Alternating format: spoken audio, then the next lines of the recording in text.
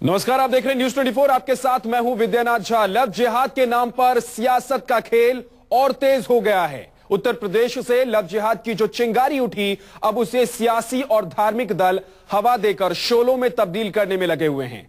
गुजरात के कई शहरों में विवादित पर्चे बांटे जा रहे हैं, जिसमें हिंदू लड़कियों को संबंधित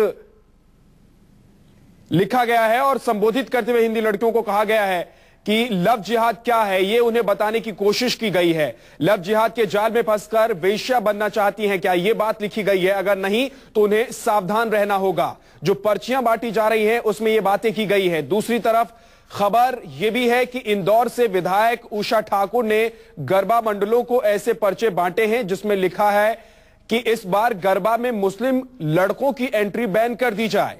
उधर शिवसेना ने भी अपने मुखपत्र सामना के संपादकीय में लव जिहाद को हिंदू संस्कृति को नष्ट करने वाली इंटरनेशनल साजिश करार दिया है। तो लव जिहाद का जो मुद्दा उठा था यूपी से, जिसकी शुरुआत हुई थी, वो अब देखते ही देखते कई और राज्यों तक इसकी चिंगारी पहुंचने लगी है। चाहे धार्मिक दल हो या राजनीतिक पार्टी, इसको हवा देने की कोशिश होती हुई नजर जरूर आ रही है। और ताजा मामला गुजरात का है, जहां पर पर्चे बांटे गए हैं। साथ ही शिवसेना में भी अपने मुखपत्र सामना में शिवसेना ने इस मुद्दे को उठाया है। दीपक दुबे हमारे संवाददाता हमारे साथ जुड़े हुए हैं। दीपक, सामना में क्या लिखा गया है, सबसे पहले आप ये बता दीजिए।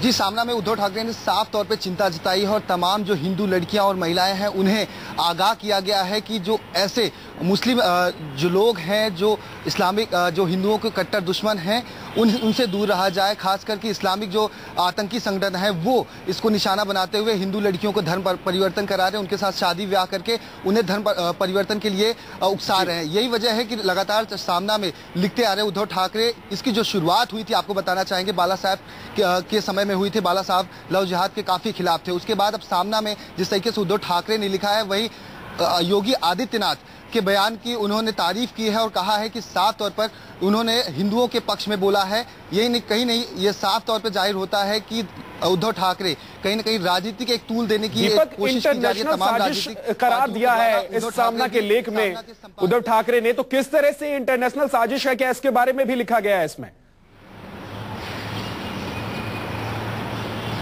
जिसमें साफ तौर पर जिक्र किया गया कि जितने भी आतंकी संगठन हैं वो गरीब लड़कों को, खासकर जो मुस्लिम लड़के हैं, उन्हें उकसा रहे हैं, उन्हें पैसे दिए जा रहे हैं, उन्हें अच्छे कपड़ों के लिए पैसे दिए जा रहे हैं, उन्हें उकसा के ये कहा जा रहा है कि हिंदू लड़कियों से आप शादी करिए। उसके लिए बाकायदा उन्हें खर्च भी दिया जा रहा है। इस बात का जिक्र किया गया है। दीपक, आपके पास लौटूंगा। दूसरी तरफ आपको बता दें कि इंदौर के विधायकों ने नवरात्र के दौरान आयोजित होने वाले गरबा डांस में मुस्लिम लड़कों की एंट्री पर बैन लगाने के निर्देश दिए हैं। विधायक उषा ठाकुर और दूसरे विधायकों ने शहर के सभी गरबा मंडलों को चिट्ठी लिखकर निर्देश दिए हैं कि वो गरबों में मुस्लिम लड़कों को शामिल न होने दें।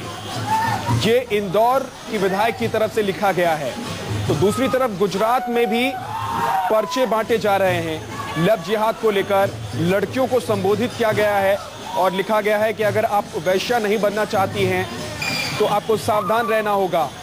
तो दूसरी तरफ की जो तस्वीर है वो आपको हम बता दें कि गुजरात के अलावा मध्य प्रदेश, इंदौर के कुछ विधायक हैं जिन्होंने चिट्ठी लिखी है गरबा मंडलों को और कहा गया है कि मुस्लिम जो लड़के हैं उनको गरबा के दौरान नवरात्र में एंट्री ना दी जाए। चिट्ठियां लिखी गई है गरबा मंडलों को। और लव जिहाद का जो मुद्दा है वो धीरे धीरे सियासी रंग लेता हुआ धार्मिक संगठन और सियासी पार्टियां अब इसको चिंगारी देती हुई। विधायकों ने गरबा मंडलों को खत लिखा है और उसमें कहा गया है कि जो मुस्लिम लड़के हैं उनकी एंट्री पर बैन हो नवरात्र के दौरान, क्योंकि देश भर में गरबा खेला जाता है और इसी आयोजन में मुस्लिम लड़कों की एंट्री पर बैन की बात इन विधायकों ने की है। उषा ठाकुर के अलावा कुछ और विधायकों ने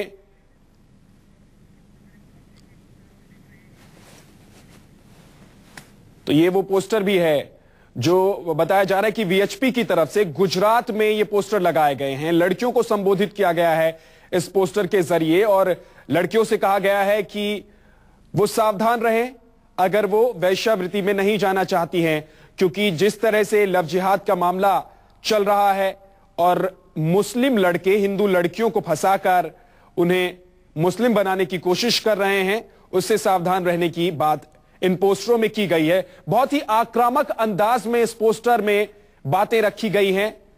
जो लिखावट है वो बहुत ही आक्रामक है।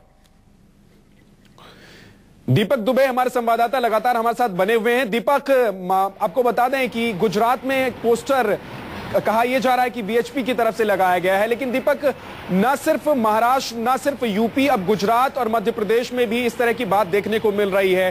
क्या किस तरह के हालात बनते हुए नजर आ रहे हैं?